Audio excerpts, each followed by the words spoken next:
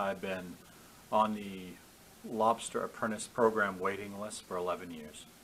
So James, tell me a little bit about what you want to talk about, and it pertains to that. So let's tell us a little bit about that list and the law that's hindering you from getting your license. Well, the list was created in '97, and understand that the coast of Maine is broken up into zones. And DMR, probably with the help of some lobstermen, created a entry program.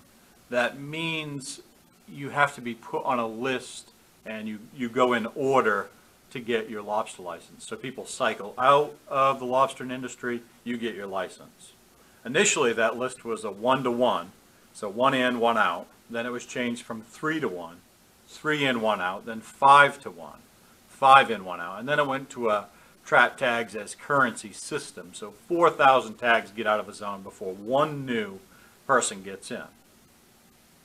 So what's changed in that's hindered you and allowed some other people to get in front of you to actually get licenses where you've been on the list for 11 years?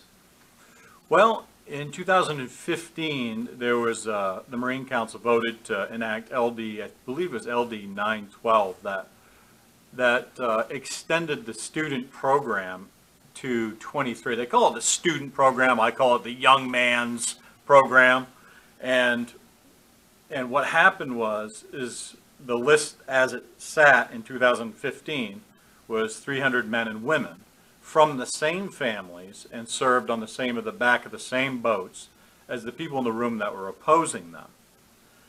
So what our legislation did, or the lobstermen did, was they trucked in a bunch of kids and they had a little weeping party and they tried to appeal to the legislation. But the 14th Amendment of the Constitution of America talks about equality of the laws. And this was a clear act of age discrimination, discriminating because of an age bracket. So you cannot make a law in spite of existing laws. That's pretty much the exact interpretation of the 14th Amendment. So what happened is they went ahead and voted on it and did it anyway.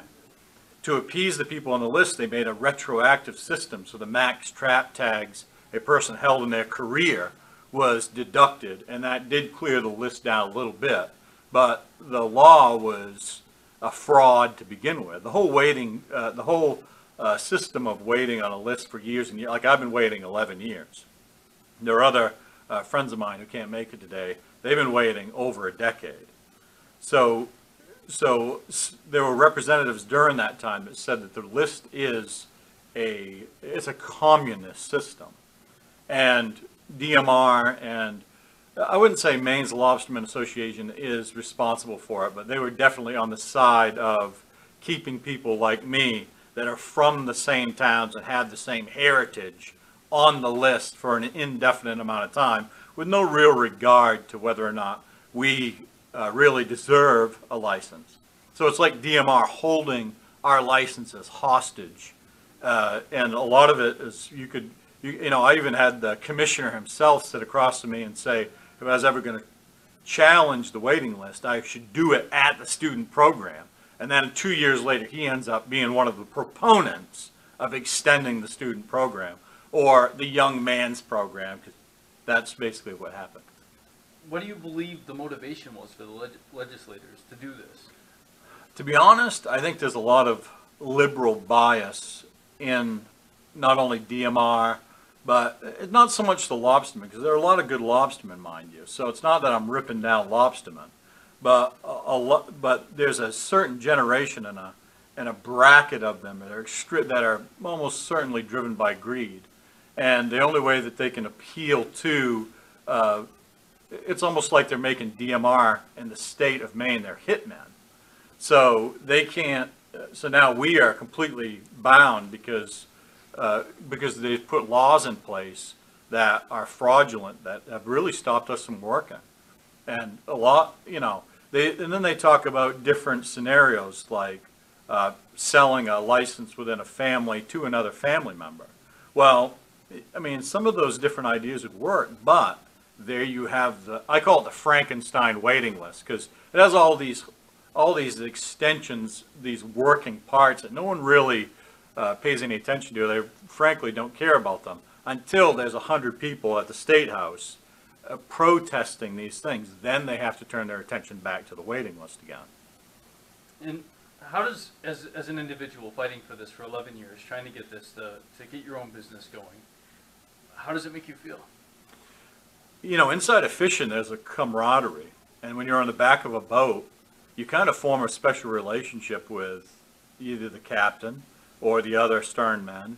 And you have this, you put in place this mental thing that says, okay, we're all working as a team, we're all working class guys, we're all going in the same direction.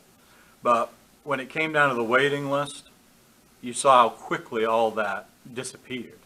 And I mean, from 2010 to, 2015, I went all around Maine when both DMR had all their meetings and Down East Resources had all their meetings, and to explain to all these different zones what they were planning on doing.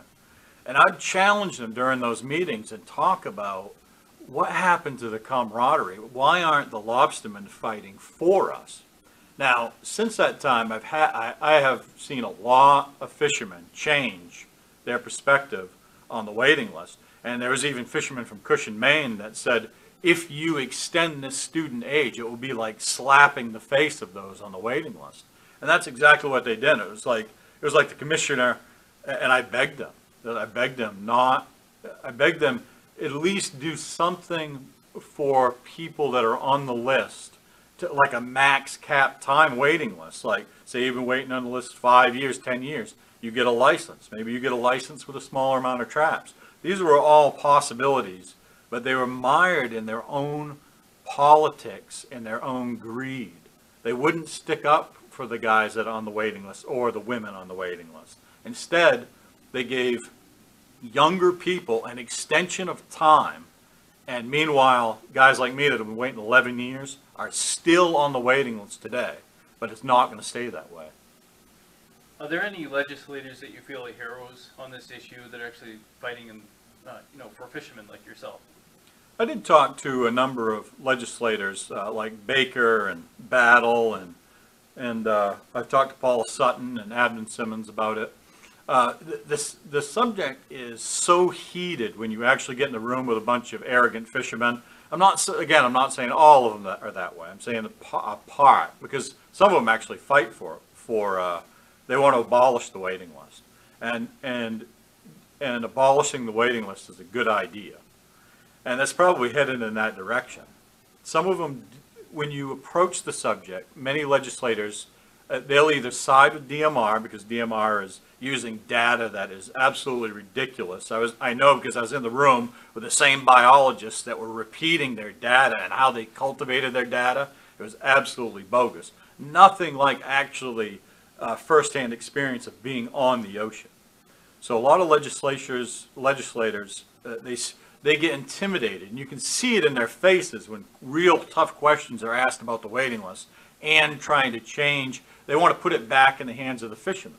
But the people of Maine elected representatives to make tough decisions like this, to see that, oh yes, we have guys waiting 11 years, 12, 15 years to get a lobster license, and we're sitting around playing politics and just basically blowing smoke.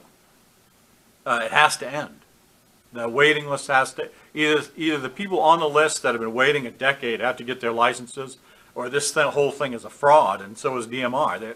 I mean, if they're kicking the can down to another bunch of people, then we have a couple options. We either challenge the thing legally, or we get a different commissioner, or we get different legislation. Include Republicans, Democrats. This was, during the meetings, I wrote a letter, and I said, this is the best way to show that you are not a partisan politician. It is the most even, fair thing to do to get people working again. Get them back into the workforce. Not that we're not in the workforce, we're some of the hardest workers that there are. But it's not DMR's responsibility if you've done all the, I've documented 2,000 hours, 1,000 hours, 200 days, and taken a 8-hour Coast Guard safety course. And then I got put on a list for 11 years. Well, it was 22, but now it's a 23-year-old man or woman can just go to college, they can document the same amount of time, go to college, take any college course. When they're done documenting their time, they can go right to DMR and buy their lobster license, ahead of people that have been waiting 11 years. It's got to stop. Has this process in the line cutting deterred you from wanting to get involved in the lobster industry? It certainly has. But what I've really done in my heart is it's galvanized my resolve to expose the hypocrisy, not only the hypocrisy of over-regulation of DMR, but also the greed and the territorialism that exists in a lot of our coastal communities. And it's been part of my whole life, and I've seen what is the impact of legislation really done to change things? Over-regulation, is that the only thing that exists in DMR, over-regulation? What about fairness? I mean, it's like, now you can't, there's so many things that are rationed now as a fisherman you can't do. And the reason why I went from independent to Republican was because I saw more and more liberal hypocrisy and trying to ration a resource that really should be available to guys like me. And until it's changed, you're always going to have this in your face. It's never going away. And it's going to get, after a while, guys like me will have to make a coalition with other guys on the list and women. And we'll either have to sue or we'll have to protest loud enough so they actually do something. Or change the legislation seats, or change the, it's like the commissioner takes a bad rap at times and guys give him a hard time about losing his job. And I would never do that, but are you fighting on the side of the truth, or are you just fighting to keep a system in place that was broken to begin with? The waiting list was a horrible idea. 5 years into this, when you saw this list growing hundreds and hundreds of people, something should have been done then, not 25 years later. Is there anything else you'd like to add to help sway those that might watch this interview, to help them get behind you to pass better legislation? At this point, it's probably beyond the power of legislators as they sit. A lot of these people don't dare to challenge organizations like MLA, Maine Lobstermen Association, or different organizations that are big into fishing. Guys like me do dare to challenge those entities, because they never had the right to tell me that I couldn't go lobstering anyway. I'm from the family, I'm from the town. A lot of people in my family have been there longer than lots of, so it's not a territorial issue anyway. It's about going through a proper channel and doing things right. The system is what's broke. And to see them defend a system that's broken is absolute hypocrisy. It looks ridiculous when they try to do it, or they try to hide all the true facts under a veil of data that was false and incomplete and not good to begin with. So yeah, I'm going to keep fighting, but I'm going to have to go through a different channel other than legislation, or find legislators that will actually listen. And I implore the people that are on the list to do the same thing. Thank you for your time. Thanks.